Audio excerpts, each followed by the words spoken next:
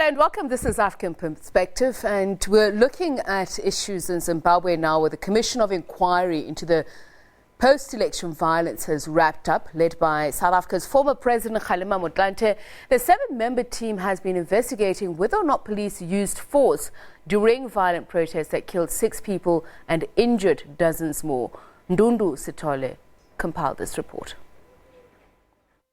After gathering oral and written evidence from more than 100 witnesses, the Commission will now analyze the information and compile a final report. Zimbabwe's opposition leader Nelson Chamisa has distanced his party from the violence. He told the Commission he did not incite supporters to take to the streets. I must say, for the record, my hands are clean.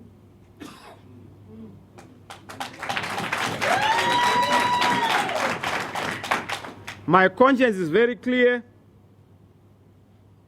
My resolve is unbreakable. And my heart is pure.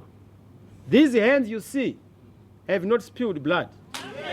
These are clean hands. The mouth you see here has never conspired to have a life that is lost on the basis of political violence. I've said that violence is not part of our DNA. Soldiers opened fire and killed 6 people, injuring dozens more during the protests.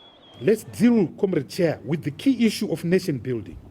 We are a country, but we are not a nation. We are a country, but we are not a nation. How do we restore the social contracts? How do we rebuild the social fabric of Zimbabwe? How do I suspect we need a program of national healing.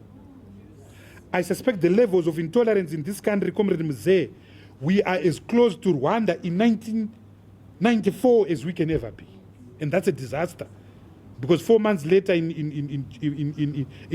April of 1994, 1 million people were killed. That's how battered this society is. So we need national reconciliation.